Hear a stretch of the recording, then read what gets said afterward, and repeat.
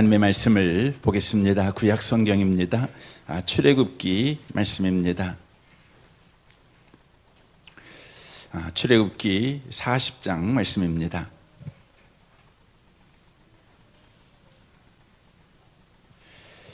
출애굽기 40장입니다. 34절에서 38절까지 기록된 말씀을 보겠습니다. 34절에서 38절까지입니다. 출애굽기 40장입니다. 함께 기록된 말씀을 읽겠습니다. 구름이 해막에 덮이고 여호와의 영광이 성막에 충만하며 모세가 해막에 들어갈 수 없었으니 이는 구름이 해막 위에 덮이고 여호와의 영광이 성막에 충만함이었으며 구름이 성막 위에서 떠오를 때에는 이스라엘 자손이 그 모든 행진하는 길에 앞으로 나아갔고 구름이 떠오르지 아니할 때에는 떠오르는 날까지 나아가지 아니하였으며 낮에는 여호와의 구름이 성막 위에 있고 밤에는 불이 그 구름 가득 가운데 있음을 이스라엘 온 족속이 그 모든 행진하는 길에서 그들의 눈으로 보았더라. 아멘.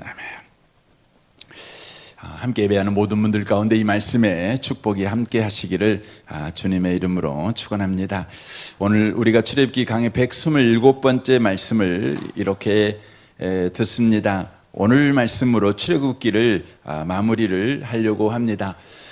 우리 성경에는 기록이 되어져 있지 않지만 히브리 성경, 그러니까 성경 원래 성경에는 출애굽기의 첫 단어가 그리고로 시작을 합니다. 그리고로 시작을 합니다.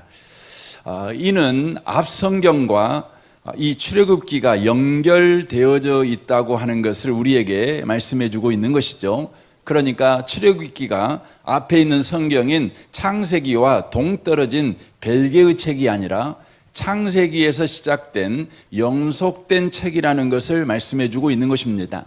더 나아가서 창세기를 기반으로 한 새로운 역사를 기록한 책임을 우리에게 보여주고 있다고 하는 것입니다. 성경을 보면 하나님의 계시가 침묵했던 두 시대가 있는 것을 보게 되어집니다. 하나는 구약의 마지막 성경인 말라기서와 신약의 첫 복음서 사이에 400년간의 계시의 침묵 기간이 있는 것을 보게 됩니다. 그리고 창세기와 출애굽기에 350년간의 계시의 침묵기가 있는 것을 보게 되어집니다. 그러니까 창세기와 출애굽기가 그리고로 연결되지만 그 그리고라고 하는 이 연수가 350년이라고 하는 긴 시간이 바로 들어가 있는 내용이라고 하는 것이죠. 역사적으로 보면 야곱 일가가 가나안을 떠나서 애굽 땅에 이주를 하는데 그때가 BC 1876년 경입니다.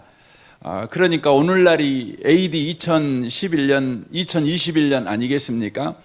그러면 계산을 해보면 거의 3907년이나 되는 아주 멀리 떨어진 바로 이야기가 된다는 것이죠.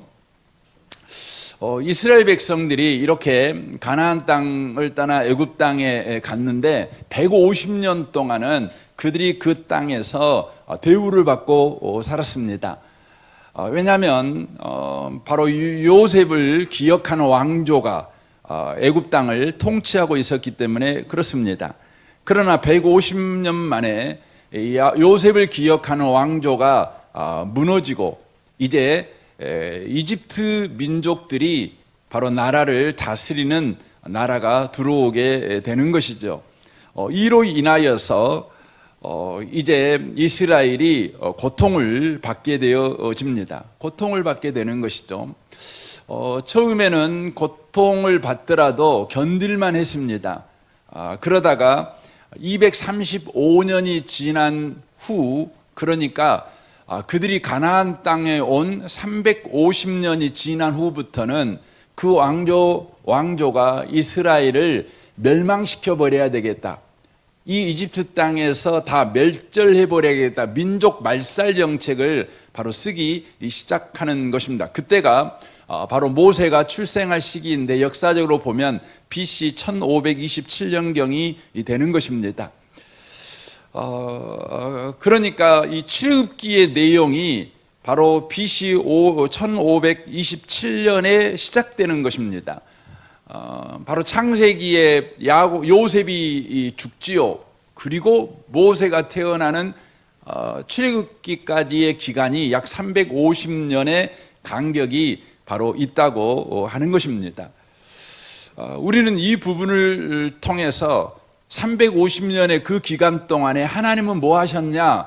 이런 질문이 우리 가운데 드는 것입니다. 하나님이 말씀하지 아니하시고 성경에 그 350년의 기간에 무슨 일을 했는지 하나님이 하신 일이 전혀 기록되어 있지 않다는 것은 하나님이 아무 일도 하지 아니하고 멀리 출장을 떠나버리신 공백기간인가, 이런 생각을 우리가 하게 됩니다. 하지만 하나님께서 바로 일하시는 내용이 기록되어 있는 성경이 없다고 해서 바로 그 기간은 하나님이 일하시지 않은 공백기간이 아니라 바로 여백의 기간이라는 것을 저와 여러분이 놓치면 안 되는 것입니다. 공백이라는 것은 말 그대로 아무것도 없는 빈 공간을 가르쳐서 공백이라고 말을 하지요. 하지만 여백이라고 하는 것은 단순히 아무것도 없는 빈 공간이 아닙니다. 작가가 그림을 그릴 때 완성도를 위해서 의도적으로 비워놓는 공간을 우리는 여백이라고 하는 것이죠. 그러니까 이 여백이라는 공간은 작가의 바로 의도된 그림의 내용과 메시지를 더욱 충실하게 드러내기 위한 그림의 일부분, 이것이 바로 여백이라고 하는 것입니다. 그러므로 하나님의 계시가 뚝 끊겼다고 해서 계시의 침묵 기간이라고 해서 그 기간은 공백 기간이 아니라 여백의 기간이라고 하는 것입니다. 구원의 작가이신 하나님이 구원 완성을 위해서 의도적으로 바로 비워놓은 공간이며 시간이라는 것이죠.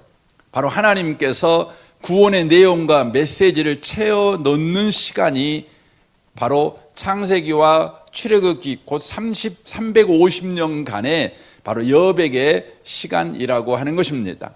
하나님은 말하지 않았지만 하나님은 하나님의 열심과 헌신으로 바로 그 여백의 시간을 가득 채우고 있었다고 하는 것입니다. 그렇다면 창세기와 출애굽기 그 여백의 시간에 하나님께서 과연 어떤 일을 하신 것입니까? 출애굽기 1장 5절을 보십시오. 야곱의 허리에서 나온 사람이 모두 70이요 요셉은 애굽에 있었더라.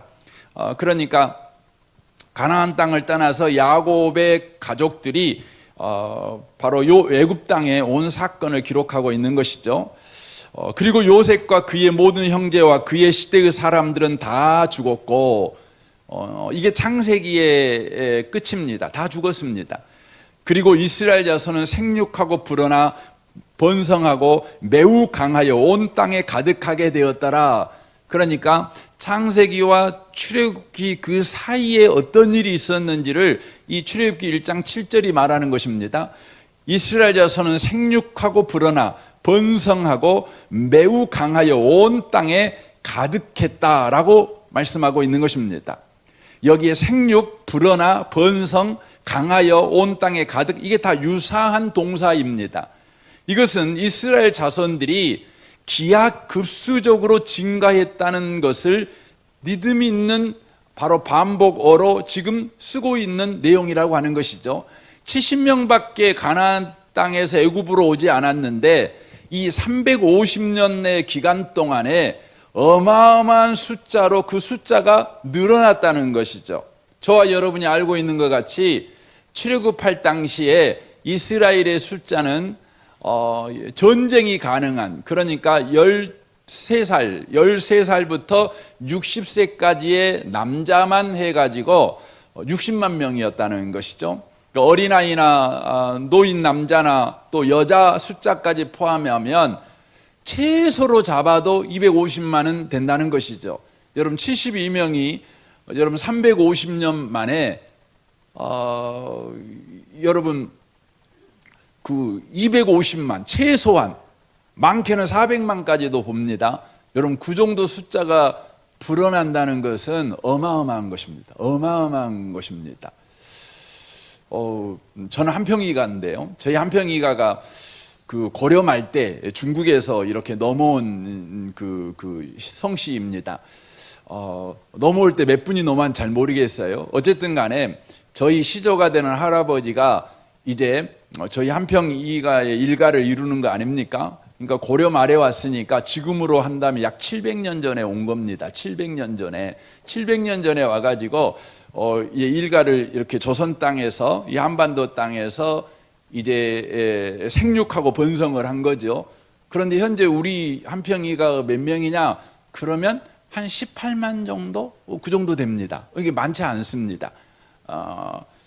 700년이 지났는데 18만 정도. 여러분, 여기에 우리나라에 가장 많은 성씨가 김해김 씨 아니겠습니까? 여러분, 김해김 씨가 박혁거세라는 분이 그 신라 때니까 뭐 지금으로 말하면 거의 뭐 1500년, 1600~700년 그 정도 됐겠죠. 여러분, 우리나라에 김해김 씨 숫자가 몇 분이나 됩니까? 혹시 아십니까? 제가 정확하게 잘 몰라서요. 뭐 많이 잡아서 그냥 많이 1000만 명 된다고 하더라도, 여러분 1500년 동안 거기는 왕 노릇도 하고, 뭐 또 통일신라 할 때도, 뭐 고려 때도 뭐 김씨들은 계속해서 여러분 해동 뭔 족속이라 해갖고 계속 그 귀족 취급을 받았습니다. 뭐 조선에서도 마찬가지고요.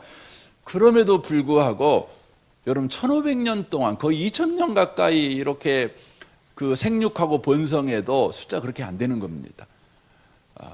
그런데요, 여러분 350년 만에 70명이 여러분 거의 300명 가까이, 300만 명 가까이가 됐다.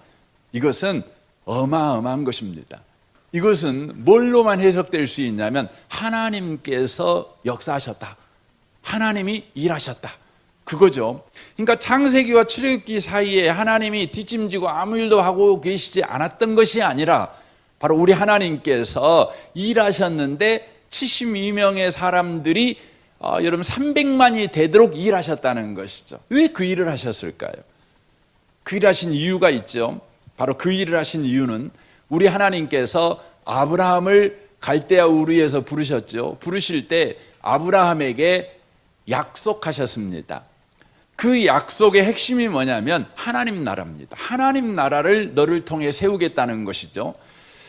나라를 세우려면은 세 가지 요소가 필요하죠. 뭡니까? 국민, 주권, 영토가 필요한 것이죠. 세 가지가 필요한 것입니다. 창세기 12장 1절을 보십시오. 여호와께서 아브라함에게 이르시되 너는 너의 고향과 친척과 아버지의 집을 떠나 내가 내게 보여줄 땅으로 가라. 영토를 약속하십니다. 내가 너로 큰 민족을 이루고 내게 복을 주어 내 이름을 창대하게 하리. 너는 복이 될지라. 백성, 국민을 바로 약속하고 있습니다. 너를 축복하는 자에게는 내가 복을 내리고 너를 저주하는 자에게는 내가 저주하지니 땅의 모든 족속이 너로 말미암아 복을 얻을 것이라. 주권을 바로 약속하고 있는 겁니다. 그러니까 창세기 12장의 말씀은 세 가지 약속을 해주고 있는데 그 세 가지 약속이 다 나라의 3요소를 약속하고 있는 것입니다. 3요소를 우리 하나님은 아브라함에게 하신 이 나라를 세우겠다, 하나님 나라를 세우겠다 약속하시고 그 약속을 이루시는데 바로 창세기와 출애굽기 그 사이에 350년의 여백의 시간에 우리 하나님이 아브라함에게 약속하신 첫 번째의 요소인 바로 국민을 만들어내는, 백성을 만들어내는 일을 바로 하셨다는 것을 우리가 알 수가 있습니다. 그래서 여러분 300만이나 되는, 그러니까 지금으로부터 거의 4000년 전에 여러분 300만의 인구를 가졌다. 그러면 어마어마하게 큰 여러분 민족인 겁니다. 엄청나게 큰 겁니다. 요즘이야 중국은 10몇억 이러지만 여러분 4000년 전에 300만이면 굉장한 숫자인 겁니다. 강국입니다. 그런 민족을 우리 하나님께서 세우신 것이죠. 이제 아브라함에게 하신 약속이 두 가지가 남은 거죠. 뭐가 남은 겁니까? 주권과 영토가 남은 것입니다. 우리 하나님은 이 주권의 약속과 영토의 약속을 성취하십니다. 이 영토의 약속을 언제 성취하시느냐? 바로 여호수아서에서 성취하십니다. 그러면 주권의 약속은 언제 성취하시느냐? 바로 이 출애굽기에서 성취합니다. 그래서 이 출애굽기를 여러분이 읽으실 때에 놓치면 안 되는 것이 뭐냐면 아브라함에게 약속하신 바로 나라의 3요소 가운데 하나인 주권의 약속, 이 주권의 약속, 너를 축복하는 자에게는 내가 축복하고 너를 저주하는 자에게는 내가 저주하겠다. 너로 말미암아 모든 민족이 바로 복을 받게 될 것이다. 바로 주권, 이 주권의 약속을 성취하시는 내용이 출애굽기의 내용이라는 것을 저와 여러분이 놓치시면 안 된다는 것이에요. 여러분, 주권이라는 게 뭡니까? 주권이라는 말 자체가 영적으로 보면 하나님이 주인된 삶을 말하는 것입니다. 하나님이 주인된 삶이에요. 하나님이 주인된 삶이죠. 그러니까 내가 너를 축복하는 축복하고 너를 저주하는 자는 저주한다. 이게 언제 이 신약 성경에서는 예수님께서 베드로에게 말하잖아요. 베드로에게 내가 너에게 천국 열쇠를 주겠다. 땅에서 매면 하늘에서도 매일 것이고 땅에서 풀면 하늘에서도 풀리리라 이렇게 말씀합니다. 그런데 왜 언제 그렇게 하나님 예수님께서 베드로에게 그 축복을 주셨습니까? 바로 예수님을 바로 그리스도로 또 하나님으로 고백할 때였어요. 예수님의 주권을 인정할 때였어요. 그때에 바로 창세기 12장 3절에 아브라함에게 약속했던 그 축복이 예수 안에서 영적으로 완전히 성취된 것이죠. 그런데 구약에서는 이제 신약에 성취될 그 영적인 주권을 바로 예표하는 바로 사건이 출애굽기에서 완성되는 것입니다.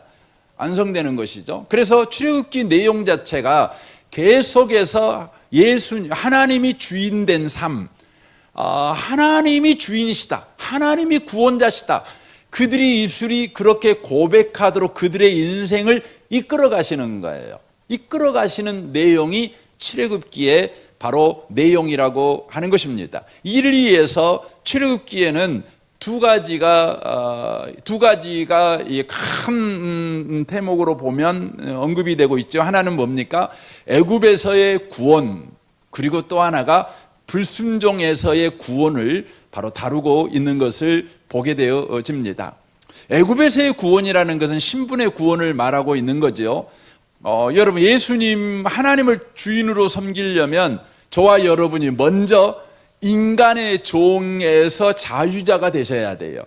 이스라엘 백성은 하나님의 종이 되기 위해서 바로의 종에서 해방되어야만 했어요.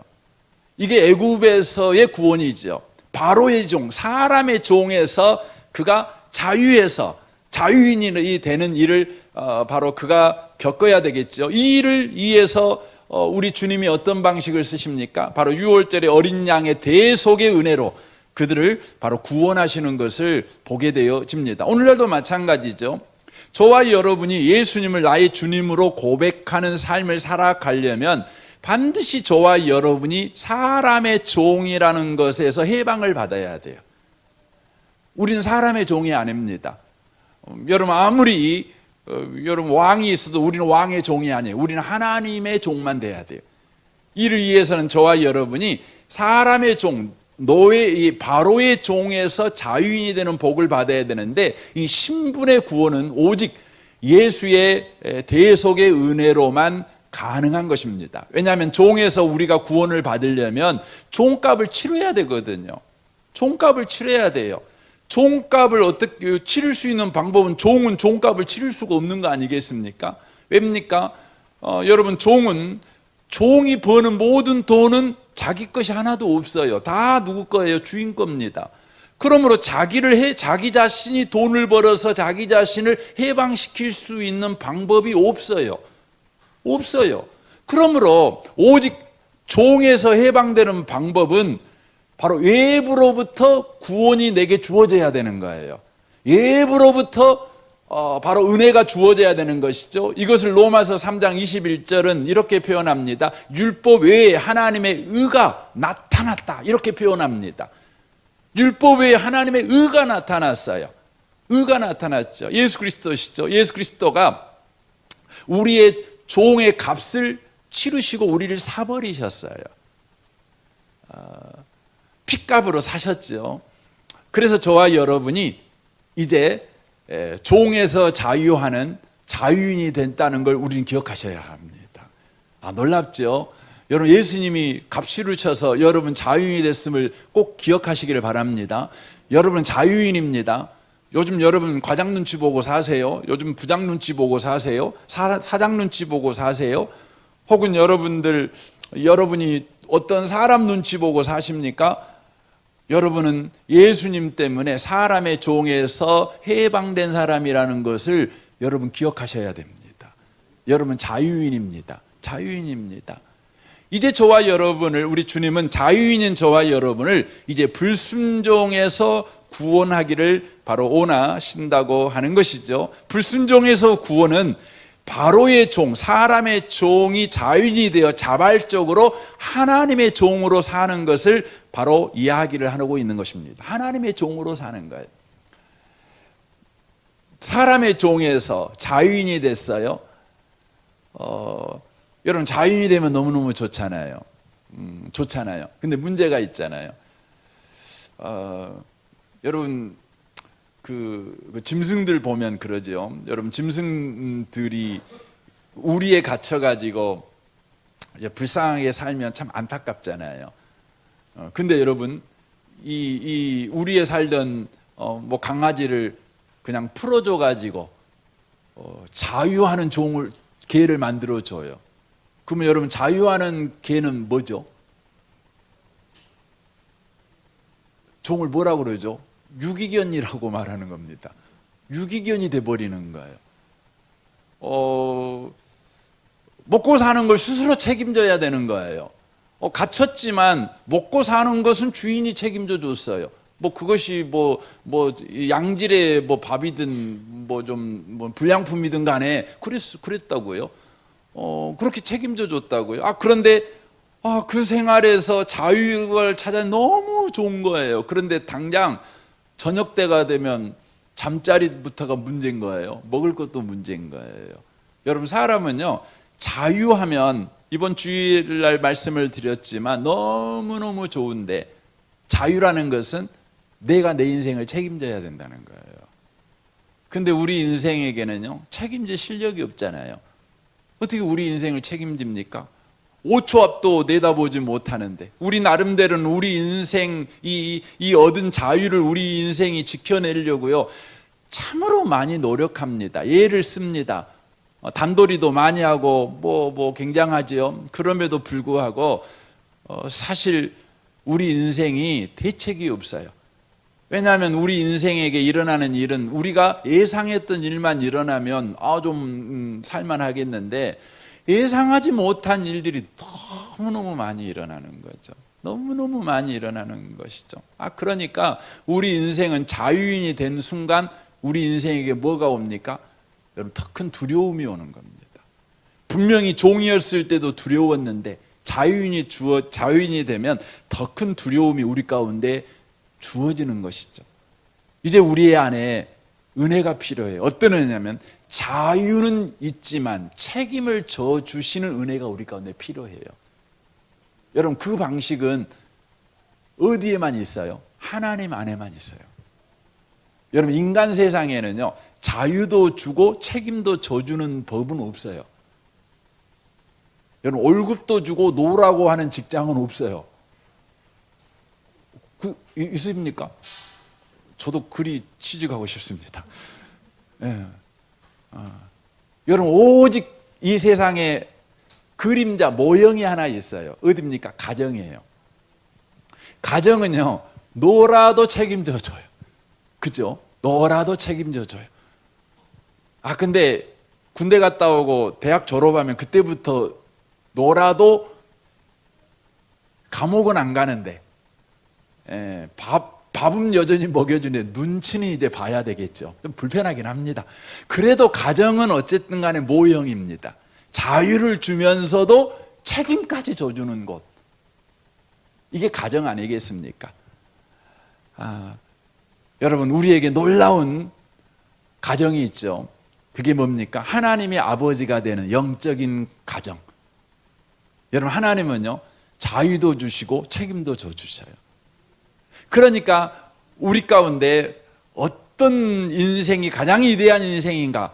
그것은 하나님의 종이 되는 인생이에요. 하나님의 가족이 되는 인생이에요. 하나님의 가족이 되는 인생이죠. 바로 이것이 불순종에서의 구원인 것입니다.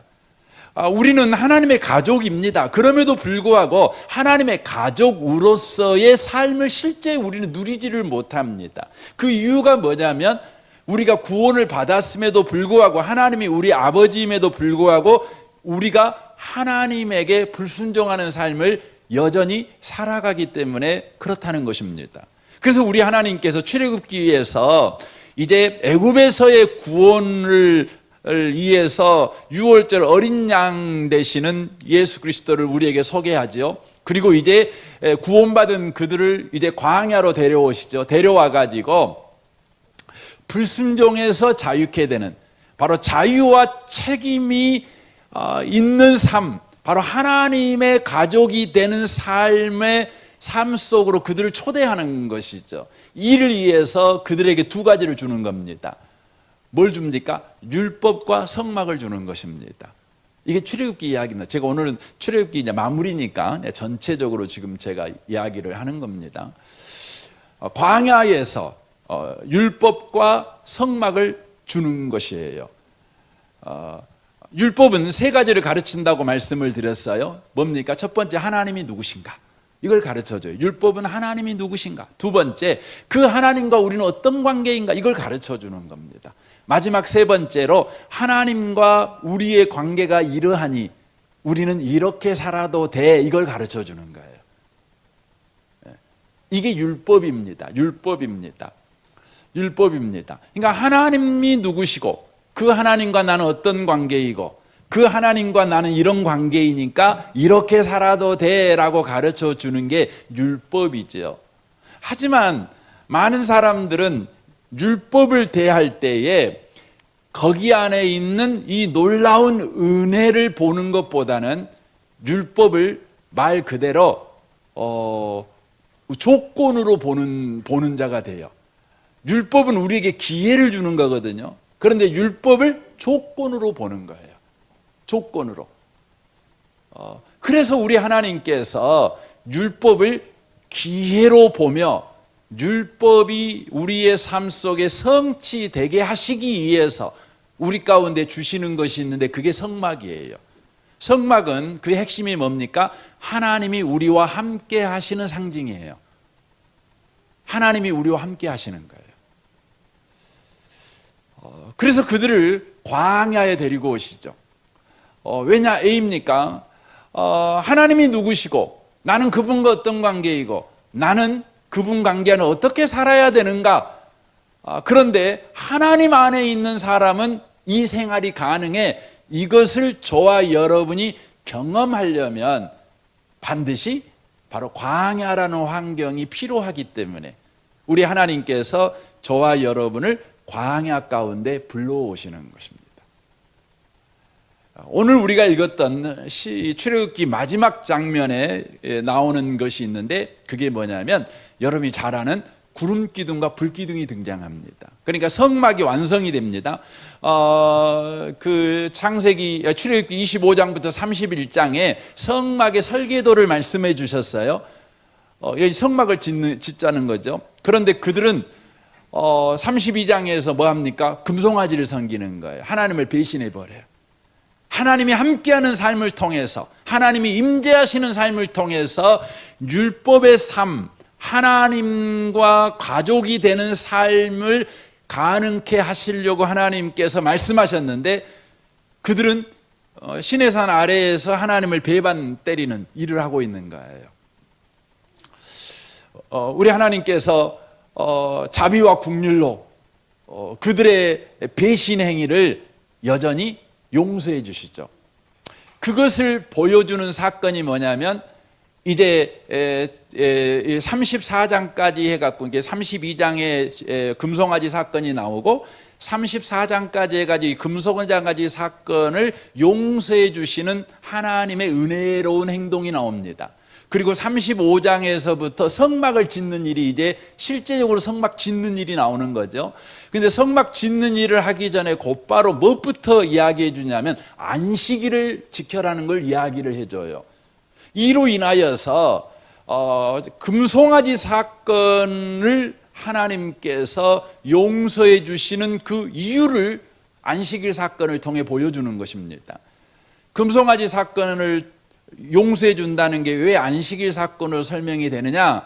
여러분, 안식일이라고 하는 것은 어떤 사건입니까? 하나님이 천지를 창조하실 때 무에서 유를 창조하셨어요. 없음에서 있음을 창조하신 거예요. 구원이 뭡니까? 구원은 재창조예요. 구원도 없음에서 있음을 바로 창조한 행위가 구원 행위예요. 인간에게는 하나님의 구원을 받을 만한 게 아무것도 없는 거예요.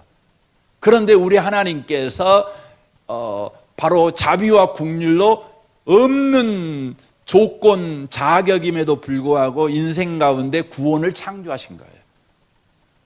그래서 안식일을 기억하라는 거예요. 그래서 만약에 안식일을 지키지 않는 사람은 죽는다, 이렇게 말해요. 그 말은 뭐냐면 우리가 주일 성수 안 하면 죽는다, 이런 의미를 이야기하는 게 아니에요. 여러분 당장 한번 실험해, 다음 주에 주일날 예배 드리자 말아보십시오. 그럼 죽는가 사는가? 제가 지금 말씀드리는 건 안 드려도 돼, 이걸 말하려고 하는 이야기가 아니고, 안식일을 주신 의도는 뭐냐면 너 주일 성수 안 하면 죽어, 이 말이 아니라 안식일이라는 것은 무에서 유를 창조하신 하나님, 구원은 바로 전적인 하나님의 은혜로 우리에게 주어졌다는 거예요.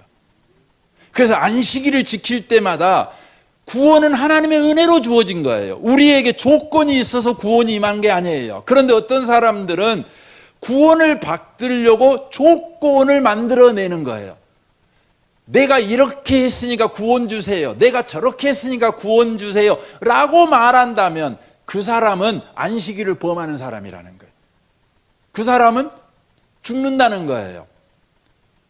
사는 방법은 뭐냐? 하나님이 없음에서 있음을 만들어내신 자비와 긍휼의 하나님, 은혜의 하나님이다. 내게는 자격이 없지만 그 은혜의 하나님 때문에 내가 구원받아 하고 그 주님을 붙잡으면 그 사람은 안식일을 지킨 사람이라는 거예요. 그렇지 않은 사람은, 여러분 아무리 그가 주일 성수 잘하고 예배 시간에 올 때마다 늘 새 양복 입고 교회 오고 헌금도 그냥 어마어마하게 하고, 여러분 그럴지라도 그 사람은 주님과 상관없어요. 그렇게 해서 구원받으려고 하니까. 그래서 금송아지 사건을 통해서 하나님께서 내가 너희들을 용서한다, 너희들과 하나님과의 관계는 너희들이 저지른 금송아지의 배신으로 절대 훼손시킬 수가 없어. 너희들이 아무리 악해도 내가 너희들을 사랑하는 것, 내가 너희들을 구원한 이 행위에 조금도 스크래치를 낼 수가 없어. 경고해. 그게 뭐냐? 안식일이야. 바로 창조야. 무에서 유를 만들어낸 거야. 그러니까 이거 기억해. 그리고는 성막을 짓게 하시는 겁니다. 성막 짓습니다. 성막을 다 짓자 무슨 일이 벌어졌다고요? 우리가 40장 34절에 이제 보죠. 성막을 다 지으니까 구름이 해막 위에 덮이고 여호와의 영광이 성막에 충만하게 되죠. 그 증거로 뭐가 나타납니까? 38절에 보면 낮에는 여호와의 구름이 성막 위에 있고 밤에는 불이 그 구름 가득 가운데 있으면 이스라엘 온 족속이 그 모든 행진하는 길에서 그들의 눈으로 보았더라. 불기둥과 구름기둥이 나와가지고 이스라엘을 광야 가운데서 그들을 인도해 가는 거예요. 인도해 가는 거예요. 예? 그때 그들은 하나님의 인도를 따라서 따라가는 거예요. 순종해 가죠. 그러므로 인하여서 그들이 어떻게 됩니까? 하나님의 가족으로서 바로 주권의 약속이 회복되는 민족이 되는 거예요. 이렇게 되는 것입니다. 그런데 이 불기둥과 구름기둥은 오늘날 우리에게 어떤 메시지를 주고 있는가? 이거 중요하죠. 그러니까 여러분 정리를 좀 다시 해볼까요? 율법을 주셨어요. 그리고 성막을 주셨죠. 그러니까 하나님의 백성으로서 하나님의 백성답게 살아가는 방식이 뭐냐? 성막으로 가능해요. 성막으로 가능하죠. 성막으로 가능합니다. 근데 성막이 이스라엘 백성들 가운데 하나님의 임재를 상징하는데 하나님이 그들과 함께 있다고 하는 가시적인 현상이 나타나는데 그게 뭐냐면 불기둥과 구름기둥이에요. 그래서 낮에는 구름기둥으로 밤에는 불기둥으로 그들과 함께 해주셔요. 그래서 그들이 바로 율법의 말씀을 지키는 거지요. 하나님의 백성답게 사는 거지요. 하나님의 가족으로 사는 것이죠. 그러므로 주권의 약속이 그들 가운데 성취된다는 것이죠. 그렇다면 이 구름기둥, 불기둥으로 우리를 인도한다는 것이 오늘날 저와 여러분에게는 어떤 말씀인가를 이해를 해야 돼요. 왜냐하면 하나님이 오늘날 저와 여러분의 삶을 구름기둥으로 불기둥으로 인도하는 건 아니잖아요. 그렇죠? 그래서 여러분이 하나님 인도를 받은 구름기둥, 불기둥 이렇게 늘 언제 불기둥 나오냐, 언제 구름기둥 이렇게 볼 수는 없는 거 아니겠어요? 왜 하나님은 이스라엘 백성에게 그렇게 하셨습니까? 그것은 이 기록된 하나님의 말씀이 없었을 때에는 하나님께서는 그러한 방식으로 하나님의 메시지를 그들 가운데 바로 주셨기 때문에 그렇다고 하는 것입니다. 그럼 오늘날의 구름기둥과 불기둥은 무엇을 바로 이야기하고 있는 것입니까? 이 구름기둥과 불기둥은 성막을 다 지었을 때 비로소 나타난 것이 아닙니다. 이것은 이스라엘 백성이 가나안 땅 애굽에서 이제 해방받아 가지고 이제 가나안 땅을 향해 나아가자마자 그들에게 나왔어요. 바로 그들이 이 홍해바다 앞에 섰을 때부터 뭐가 나왔냐면 구름기둥, 불기둥이 그들을 인도했습니다. 출애굽기 13장 17절 보십시오. 바로가 백성을 보낸 후에 블레셋 사람의 땅의 길은 가까울지라도 하나님이 그들을 그 길로 인도하지 아니하셨으니 이는 하나님이 말씀하시기를 이 백성이 전쟁을 하게 되면 마음을 돌이켜 애굽으로 돌아갈까 하였습니다. 그러므로 하나님이 홍해의 광야 길로 돌려 백성을 인도하심에 이스라엘 자손이 애굽 땅에서 대열을 지어 나올 때 모세가 요셉의 유고를 가졌으니 이는 요셉이 이스라엘 자손으로 대대 맹세하게 하여 이르기를 하나님이 반드시 너희를 찾아오리니 너희는 내 유고를 여기서 가지고 나가라 하였습니다. 그들이 숲곳을 떠나서 광야 끝 에담에 장막을 치니 여호와께서 그들 앞에 가시며 낮에는 구름기둥으로 그들의 길을 인도하시고 밤에는 불기둥을 그들에게 비추사 낮이나 밤이나 진행하게 하시니 낮에는 구름기둥 밤에는 불기둥이 백성 앞에 떠나지 아니하니라 라고 말씀합니다. 이제 이스라엘 백성이 출애굽을 합니다. 지도 한 장 좀 보여주시겠어요? 여러분 지도를 보시면 이제 지금 이게 이제 출애굽기 여정입니다. 그러니까 여러분 고센 땅이 저기 있죠. 이건 이스라엘 백성이 애굽 땅에서 살았던 땅입니다. 가나안 땅이 저기 저쪽 끝에 있죠. 보이시죠? 가나안 땅. 그러면 여러분 고센 땅에서 가나안 땅을 가려면 어디로 가는 게 제일 낫죠? 예, 여러분 그냥 가데스 바네아 있잖아요. 이렇게 그냥 가버리면 제일 빠르지 않겠어요? 신명기 1장 2절에 보면 이 가데스 바냐를 통해서 가면 11일이면 갈 수 있대요. 11일. 그러니까 왜 11일이겠어요? 보통 혼자 가면 한 7일 정도면 갈 수 있대요. 아니 더 빨리도 갈 수 있대요. 일주일 정도 갈 수 있는 길인데 300만 되는 인구가 같이 움직이려니까 신명기에서는 한 11일 정도 걸린다고 되어져 있습니다. 그런데 하나님께서 고센 땅에서 곧바로 일이 안 옮겨 이쪽으로 가게 하지 않고 이쪽으로 이동을 하십니다. 숲곳 에담. 그래서 여기서부터 이제 불기둥이 나오는 겁니다. 불기둥, 구름기둥이 나오는데 해가지고 여기 홍해바다입니다. 이거 홍해바다를 건너게 하시는 거죠. 그리고 마라, 엘림, 느비듬 뭡니까? 잘 모르겠어요. 시내산 갔다가 이렇게 가는 겁니다. 지금 이제 이렇게 도는 거죠. 근데 이것을 전부 다 뭘로 하시냐면 구름기둥, 불기둥으로 인도를 하셔요. 인도를 하시는 것이에요. 왜 그랬을까? 우리 가운데 그런 생각이 드는 거 아닙니까? 우리 시각에서 보면 참 시간 낭비다. 아주 요즘 그 젊은이들이 많이 쓰는 단어로 개고생한다, 개고생시킨다, 이런 생각이 드는 지금 인도를 하고 계시는 것이죠. 그런데 하나님이 왜 이렇게 인도하는가, 그 이유를 분명히 이렇게 설명을 합니다. 17절에 바로가 백성을 보낸 후에 블레셋 사람의 땅의 길은 가까울지라도 하나님이 그들을 그 길로 인도하지 아니하였으니 이는 하나님이 말씀하시기를 이 백성이 전쟁을 하게 되면 마음을 돌이켜 애굽으로 돌아갈까 하셨음이라라고 돼 있어요. 왜 안 했냐? 그러면 좀 전에 지도 한번 다시 한번 펴보십시오. 가데스 바네아 지역 이 해안길에는 누가 있냐? 블레셋 사람들이 있었어요. 여러분, 블레셋 사람들은 당시에 철기 문명의 사람들입니다. 철기 문명의 사람들입니다. 우리야 요즘 뭐 철기보다 더 센 이렇게 발전된 걸 쓰지만 당시에는 철기를 쓴다는 건 굉장한 것이죠. 굉장한 거. 그래서 우리 뭐 고구려 주몽 영화, 주몽 드라마 보면 그러잖아요. 주몽 드라마 보면은 그 부여라는 그 나라는 청동기 칼을 쓰잖아요. 그런데 한 나라는 뭘 쓰죠? 철기를 씁니다. TV를 잘 안 보시는군요. 예, 그 보면 그 있습니다. 그래가지고 철기 군인들이 말 타고 철기 갑오하고 덤벼들면 이길 수가 없는 거죠. 거기서 나온 사람이 누굽니까? 버팔모가 막 철기 만들라고 막 그 열심히 노력하잖아요. 그거 모르세요? 예, 그거 있습니다. 근데 이제 블레셋은 철기 문명입니다. 그런데 이스라엘 사람들은 노예 생활을 했잖아요. 노예 생활을 했어요. 그러니까 철기 정도가 아니라 거의 신석기 시대를 살고 있는 사람이에요.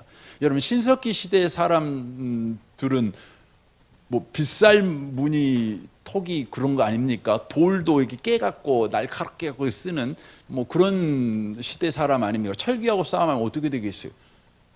우리 구한말에 잘 아시는 것 같이 일본군하고 동학군하고 전쟁을 하잖아요. 그 결정적인 전쟁터가 우무치 전쟁 아닙니까? 우금치라고 하는 곳에서 전쟁을 이제 마지막 전쟁을 하죠. 거기서 동학군이 철저하게 패하게 되는데 당시에 동학군 숫자가 2만 명이었어요. 일본군 숫자가 몇 명이었어요? 여러분 200명이었어요. 200명. 200명하고 2만 명하고 싸움했어요. 근데 어떻게 됐어요? 여러분, 동학군이 다 졌습니다. 왜냐하면 동학군은 그 당시에 가지고 있는 무기가 임진왜란 때 썼던 화승총을 갖고 있었어요. 일본군은 뭐예요? 일본군은요 기관총을 갖고 있었어요. 기관총을. 싸움이 되겠습니까? 숫자 갖고 되겠습니까?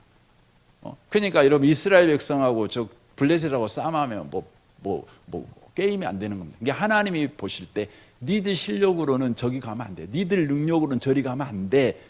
그런 거예요.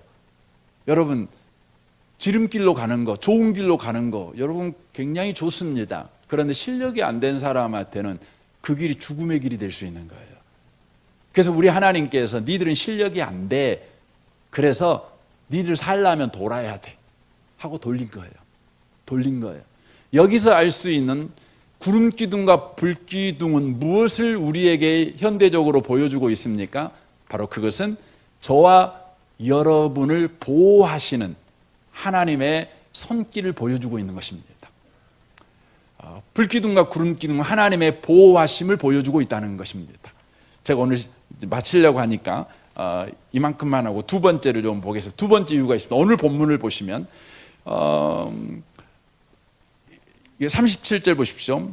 구름이 떠오르지 않을 때에는 떠오르는 날까지 나아가지 아니하였으며 낮에는 여호와의 구름이 이 성막 위에 있고 밤에는 불이 그 구름 가운데 있으면 이스라엘 온 족속이 그 모든 행진하는 길에서 그들의 눈으로 보았더라라고 돼 있어요. 그러니까 불기둥이 멈추면 그들이 멈춰요. 뭐 구름기둥도 멈추면 멈추고 움직이면 움직이는 것이죠. 이 장면을 민수기 9장에서는 또 그렇게 이야기하고 있죠. 성막을 세운 날에 구름이 성막과 증거의 성막을 덮었고 저녁 때가 되면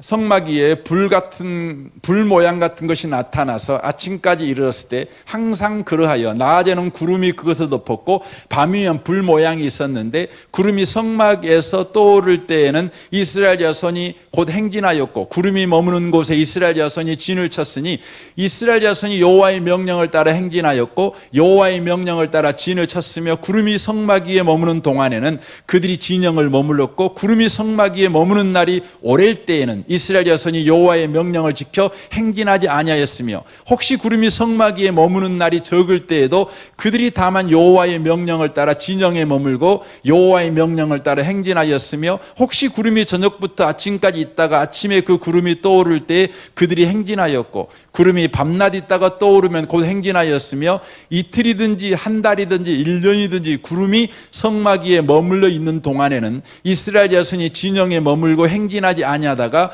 떠오르면 행진하였으니 곧 그들이 여호와의 명령을 따라 진을 치며 여호와의 명령을 따라 행진하고 또 모세를 통해 이르신 여호와의 명령을 따라 여호와의 직임을 지켰더라라고 되어 있습니다. 구름 기둥과 불 기둥이 움직이면 그들이 움직였어요. 이것은 우리의 순종을 이야기하는 측면도 있지만 하나님 관점에서 구름 기둥과 불 기둥을 우리에게 말씀하실 때에는 어떤 의미의 말이냐면 앞서 행하시는 하나님이라는 걸 말씀해 주는 거예요. 구름 기둥과 불 기둥은 앞서 행하신 하나님이죠. 좀 전에 출애굽기 13장에서는 우리를 보호하시는 하나님을 보여주는 거예요. 함께 하신 하나님은 우리를 보호하시는 하나님이시다. 또 함께 계신 하나님은 우리보다 앞서 행하시는 하나님이시다. 이것을 우리에게 말씀해 주시는 내용이 불기둥과 구름기둥이라고 하는 것입니다. 하나님께서는 특별히 우리를 보호하실 뿐만 아니라 끊임없이 앞서 인도하시는 하나님이라는 것입니다. 그래서 신명기 1장 33절에 보면 이렇게 돼 있어요. 그는 너희보다 먼저 그 길을 가시며 장막 칠 곳을 찾으시고 밤에는 불로 낮에는 구름으로 너희 갈 길을 지시하시는 자신이라 라고 말씀합니다. 하나님은 끊임없이 움직이시는 하나님, 이스라엘 백성을 끊임없이 바로 행진하게 하시는 하나님, 하나님의 약속을 향해서 나아가게 하시는 앞서 행하시는 하나님인 것을 우리에게 말씀해 주고 있다고 하는 것입니다. 이것은 오늘날 저와 여러분에게 적용을 하면 이렇습니다. 하나님은 언제나 우리보다 앞서 행하십니다. 구름기둥 불기둥으로 인도합니다. 그 인도하는 현대적 의미가 뭐냐? 에스겔 47장에서 이것을 우리에게 이렇게 말씀합니다. 그가 나를 데리고 성전문에 이르니 성전 앞면이 동쪽을 향하였는데 그 문지방에서 물이 나와 동쪽으로 흐르다가 성전 오른쪽 제단 남쪽으로 흘러내리더라. 그가 또 나를 데리고 북쪽으로 나가서 바깥길로 꺾여 동쪽을 향한 바깥문에 이르시기로 본즉 물이 그 오른쪽에서 스며 나오더라. 그 사람이 손에 줄을 잡고 동쪽으로 나아가며 천척을 측량한 후에 내게 그 물을 건너게 하시니 물이 발목에 오르더니 다시 천척을 청량하고 내게 물을 건너게 하시니 물이 무릎에 오르고 다시 천척을 청량하고 내게 물을 건너게 하시니 물이 곧 허리에 오르고 다시 천척을 청량하니 물이 내가 건너지 못할 강이 된지라 그 물이 가득하여 헤엄칠 만한 물이요 사람이 능히 건너지 못할 강이더라 라고 말씀합니다. 에스겔서에서는 불기둥과 구름기둥을 이야기하지 아니하고 바로 성전에서 물이 나온다 그렇게 이야기를 합니다. 그런데 그 물을 천척 청량을 합니다. 청량을 합니다. 그랬더니 그 물이 점점 이렇게 많아지는데 마침내 바로 물이 허리에 오르고 또한이 물이 건너지 못할 거대한 강이 되고 있는 것을 보게 되어집니다. 그러니까 오늘날 우리에게 있어 구름기둥과 불기둥은 뭐냐? 곧 하나님의 말씀이라는 거예요. 하나님이 우리에게 말씀하셔요. 하나님의 말씀은 뭐냐? 구름기둥과 불기둥과 같이 앞서 행하시는 하나님이라는 겁니다. 그때 저와 여러분이 그 말씀에 순종해요. 순종할 때 무슨 일이 벌어지게 되는 겁니까? 하나님의 말씀이 성취되는 것이죠.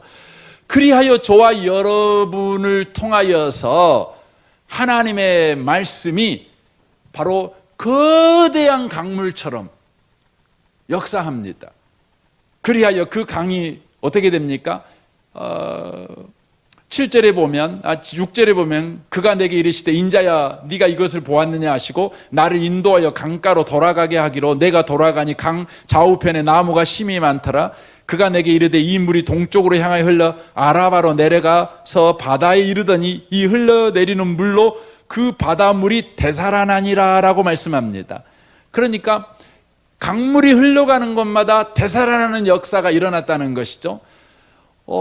주권이 회복되는 것이에요. 이게 지금 주권이라는 것이 네가 축복하면 축복받아요. 네가 저주하면 그 땅이 저주받아요. 그런데 이 일을 위해서 하나님께서 이스라엘 백성 가운데 율법과 성전을 주신 것이죠. 하나님의 말씀을 주시죠. 그리고 그 말씀을 바로 행할 수 있도록 하나님의 함께하심, 앞서 행하시는 하나님, 보호하시는 하나님을 바로 구름기둥과 불기둥으로 보여주고 계시는 것이죠. 이스라엘 백성이 하나님의 그 인도를 따라 나아가게 될 때 어떤 일이 벌어집니까? 바로 그들이 밟는 땅마다 축복의 역사가 일어나는 것이죠. 이것을 에스겔의 환상으로 보여주는 거예요. 에스겔의 환상으로 우리가 하나님의 말씀이 던져집니다. 뭐 강단에서 선포된 말씀이든지 여러분이 큐티하면서 읽었던 말씀이든지 하나님이 여러분에게 말씀을 주시면 그 말씀은 앞서 행하시는 하나님이시죠. 그때 여러분과 제가 순종하는 것이죠. 순종하는 것이죠. 하나님을 주인으로 인정하는 것이죠. 그리하게 될 때 우리를 통하여서 우리가 밟는 땅마다 축복의 역사가 일어나요. 우리의 인생을 하나님께서 강물처럼 쓰셔요. 바닷물처럼 쓰셔요. 이게 실제적으로 일어난 사건이 사도행전의 사건이죠. 그 대표적인 사건이 사도행전 16장에 나타나고 있는데 바울 사도가 이제 2차 전도 여행을 떠나지 않습니까? 그는 이제 2차 전도 여행을 떠날 때 1차 전도 여행했던 전도지에서 거꾸로 갑니다. 바나바와 다툼 때문에 바나바는 이제 구부로 정방향으로 가고 바울 사도는 이제 거꾸로 올라가지 않습니까? 올라가는데 하나님 성령께서 그 방향을 트는 겁니다. 트는 겁니다. 하나님이 앞서 행하시는 거예요. 그러니까 바울 사도가 처음에는 잘 안 하려고 해요. 그런데도 그냥 순종해 가는 겁니다. 순종해 가니까 어떻게 됩니까? 그가 이제 마침내 사도행전 16장에 보면 10절에 보면 바울이 그 환상을 봅니다. 드로아에서 환상을 보시죠. 우리가 곧 마게도냐로 떠나기로 힘썼다 그러면 환상을 보고 마댕에 떠나는 겁니다. 하나님께서 아시아의 복음을 증거하는 걸 멈추고 유럽으로 가라고 바울에게 말씀을 던져주는 거예요. 앞서 행하시는 것이죠. 그때 바울이 그것을 깨닫습니다. 그러고는 앞서 행하시는 주님을 따라갑니다. 따라갈 때 어떤 일이 벌어지죠? 바울을 통해서 유럽 전역에 복음의 강물이 힘있게 흘러가는 겁니다. 그래서 빌립보부터 시작해가지고 데살로니가 해서 고린도로 해가지고 이제 그곳에 바로 죽어가는 것들이 살아나는 역사가 막 일어나는 것이죠. 바로 주권의 약속이 회복되는 것이에요. 내가 축복하는 자에게는 축복가 일어나고 저주하는 저주가 일어나는 일이 벌어지는 것이에요. 바로 아브라함에게 하나님이 약속하셨던 그 주권의 약속이 이루어지고 있는 것이죠. 이 밤에 오신 복 있는 성도 여러분, 하나님은 우리에게 아브라함의 복을 약속하셨습니다. 우리의 인생을 통해서 주권의 약속이 회복될 것입니다. 성취될 것입니다. 우리 주님께서 이제 앞서 행하십니다. 말씀을 던지십니다. 그때 여러분과 저는 앞서 행하시는 주님인 줄 믿고 순종해 나아가십시오.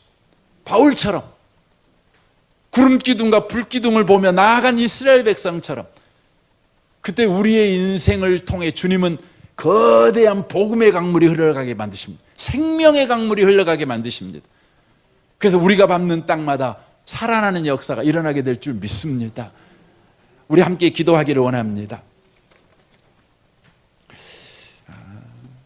오늘 출애굽기 전체를 부족하지만 어쨌든 좀 적은 시간으로 전체를 좀 이야기를 드렸습니다. 출애굽기 전체 이야기는 주권의 회복, 주권의 약속을 성취시키는 이야기라고 말씀을 드렸습니다. 주여, 우리에게도 아브라함의 복을 주셨습니다. 축복한 자에게는 축복하겠다. 너로 인하여 모든 민족이 복을 받을 것이다. 앞서 행하시는 주님, 말씀으로 앞서 행하시는 주님에게 우리가 순종해 나아감으로 우리의 인생을 통해 복음의 강물이 흘러가게 하십시오. 거대한 바다가 이루어지는 역사가 일어나게 하십시오. 물이 바다를 덮은 같이 여호와를 인정하는 것이 온 땅에 가득하리라. 주님, 이런 은혜를 우리를 통해 행하시옵소서. 우리 같이 이 시간 기도하기를 원합니다.